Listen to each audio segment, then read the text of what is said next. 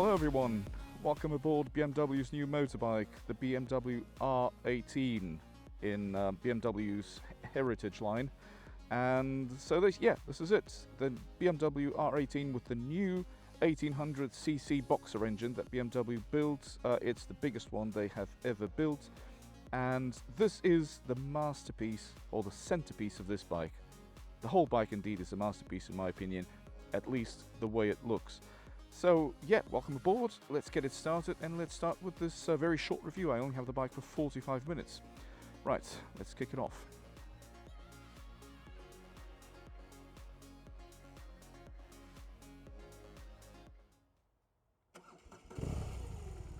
Whoa, this has some punch in it. Right, I only have the bike for 45 minutes. So it's not going to be a very long review, unfortunately, but it is what it is. Right, so first impressions are, it's a very, very low bike. It's a bit of an heavy machine, 300 and something kilograms. It's got the massive engine right down at the bottom. It's the biggest piece on the bike. You can't really miss it, and that's what this bike is all about. Ish, and I say ish because I think that this bike, as it was built and as it was designed, it's BMW. It's a statement by BMW, a statement in heritage, a statement in style, and a statement as far as the engine is concerned. So they built their biggest engine, their biggest boxer engine to date, and they're not shy about it.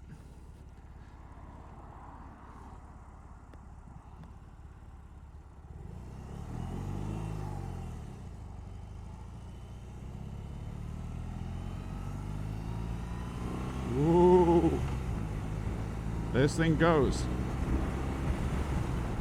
Right, so the new 1800, sorry, I was going to say 1600, the new 1800cc boxer engine producing 91 brake horsepower and, most importantly, 150 something Newton meters of torque, starting very low on the rev range, right at about 2000-ish RPM, which makes the bike very, very responsive, and at slow speeds, going from naught to naughty speeds very, very quickly, and providing all the power that you need to accelerate from whichever gear you're on and wherever you are on the rev range, giving it the necessary, there we go, woo, whoa.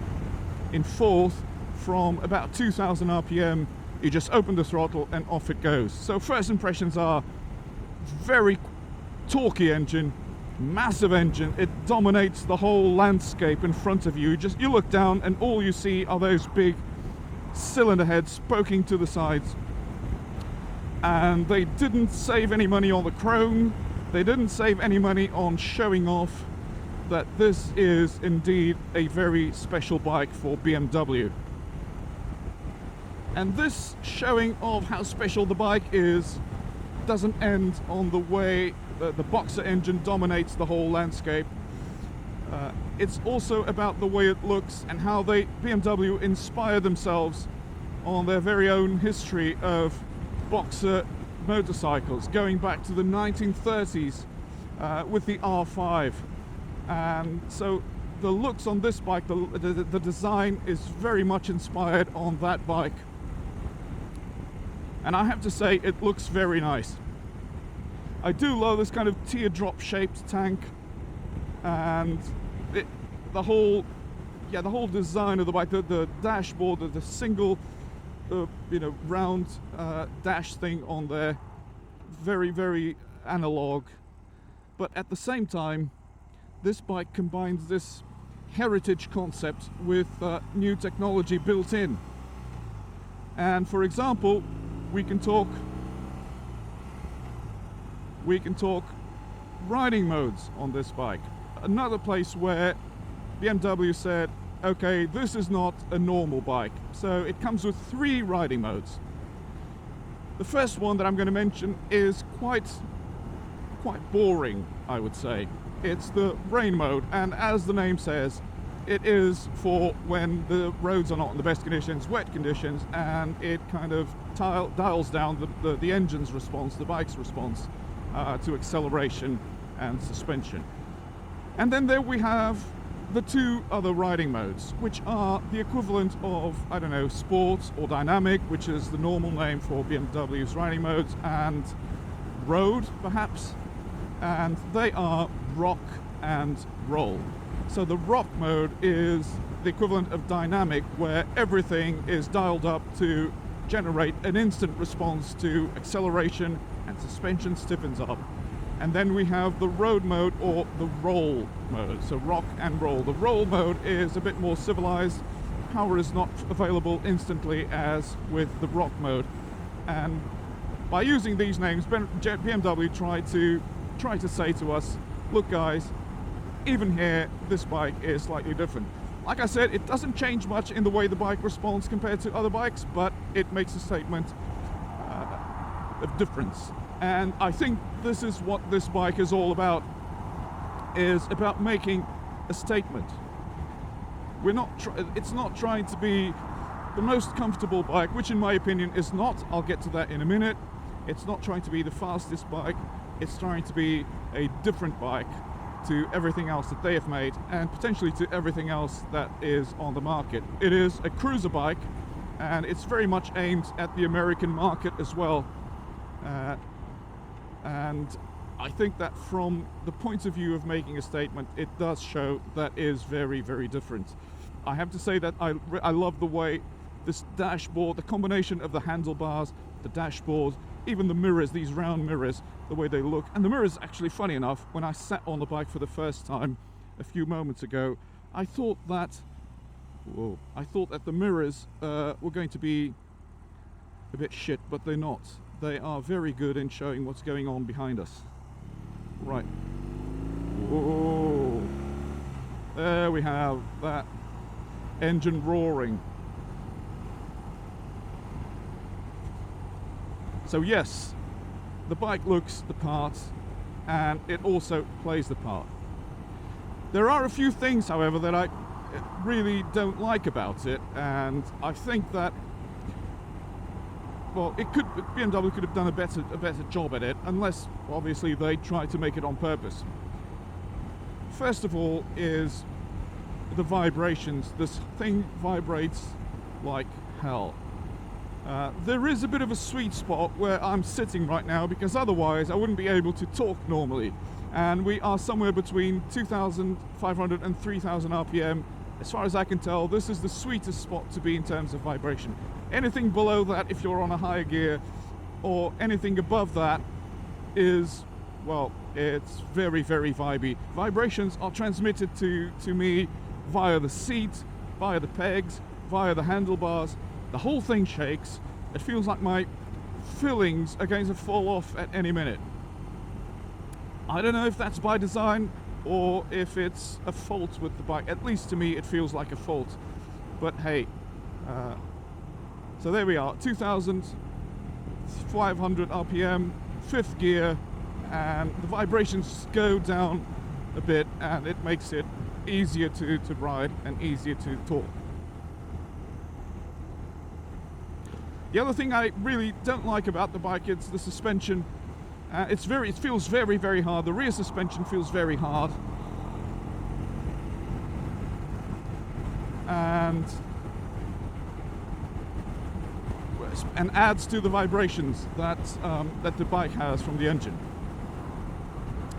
Same thing with the seat. I know. Well, one of the things, it's very, very hard. This one, very thin, not very comfortable, not plush at all. Right, so the fuel light just came on. It's got some numbers blinking on there. 0.9. It started from 0.3. It's gone up to 0.9. I don't know what that means. I don't know if that's the range in miles.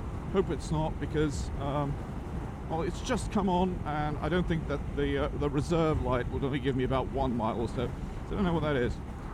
So I'm going to dial it down a bit. I have a few miles to get to BMW North Oxford. So yeah, just need to be careful. Anyway, so the three things that I really don't like about this bike are the vibrations. They're really hard to bear, and especially if you're going at higher speed. So it's really bad. The other thing is suspension is a bit hard on the back, and the front suspension is not adjustable, but especially the rear suspension is a bit hard, as well as the seat. So these three things are not very the best things about the bike. I don't know about the seat, but I know that BMW made another special thing about this bike, if you want, is that it's very customizable. I don't think that BMW have the same degree of customization for all their other models, so you can customize, make this bike your own, actually. So perhaps with a more comfortable seat, and some of these vibrations will be mitigated, but not the ones transmitted by the handlebars or the foot pegs. Speaking of foot pegs, this being a cruiser bike, we would expect to have the front pegs a bit more to the front on the bike. This is a very relaxed sitting position. You're sitting pretty much to the back. You've got the whole bike in front of you, and your arms are stretched to reach the handlebars. But your legs are not as stretched as you'd expect on a cruiser bike. And that's obviously because of these massive cylinder heads pointing each side of the bike, so you can't physically move your legs further to the front. Like I said before, this is BMW's attempt at attacking the American market, the American cruiser bike market, and I'm not sure whether that is going to be a downside for this bike in America or not. But personally, I'm okay with this sitting position. I prefer it to the more elongated sitting position of a typical cruiser bike. So to me, it's not really a problem.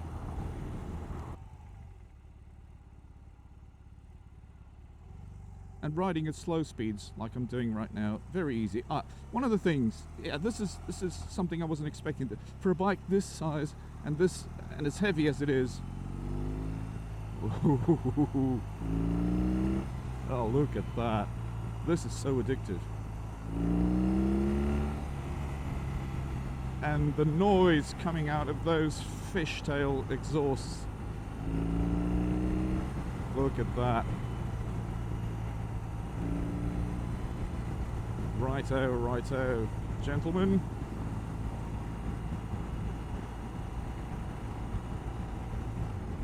But yes, for a bike this size, it's so easy to maneuver, to throw around like this. It almost feels like it should not be allowed to be this nimble. The only thing I'm worried about is that, I know this is just psychological, I'm not going to lean. It has enough lean angle for me to do this, but I'm always thinking, shit, I'm going to hit the road with these big cylinder heads and I'm going to screw this bike over. But no, there is a lot of ground clearance. Brakes are good. I've just braked with the rear brake here, and it doesn't feel like it's there just as an auxiliary brake for the front brakes. But the rear brake is very good, and the front brakes, well, they do stop this thing. No one behind me? Yeah, they do stop this thing. Ooh. But at the same time, those vibrations coming up from the seat. Oof. But like I said, I didn't have time to ride it for too long and on different types of roads, but it feels to me that this is a bike that likes really long straights and a sweepy bends. I don't think that this is a bike for twisty roads as such.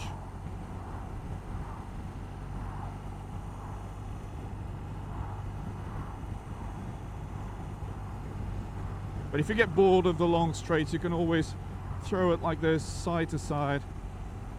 Spots of counter steering, and she just goes. And if you're going too slow, open up the throttle, and off you go. Naughty speeds in an instant.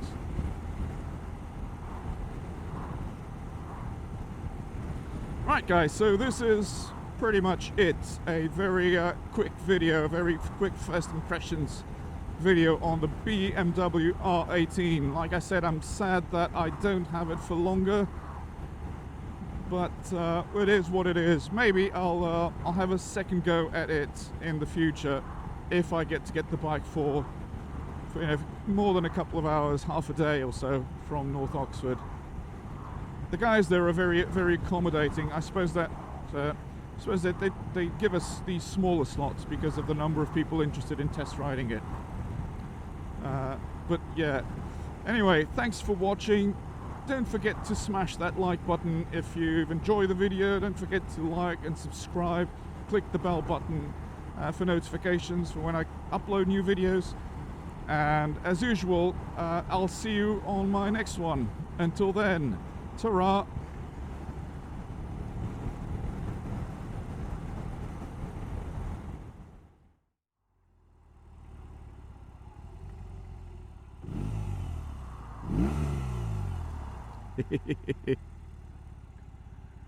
Oh dear.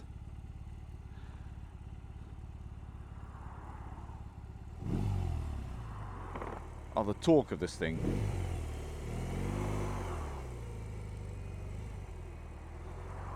Makes me smile like a boy with a new toy. Look at that.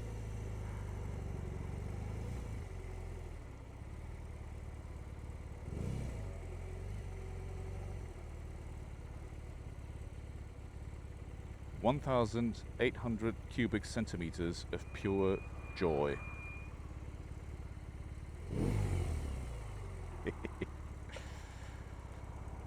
A minha vizinha tem um telescópio, é uma coisa enorme que serve para ver. Fica toda a noite a olhar para as estrelas, pois ver um cometa é tudo o que ela quer. Parece uma coisa que é do outro mundo. Dá para tudo, até para ver um planeta. Mas agora o raio da minha vizinha passa as noites à procura de um cometa.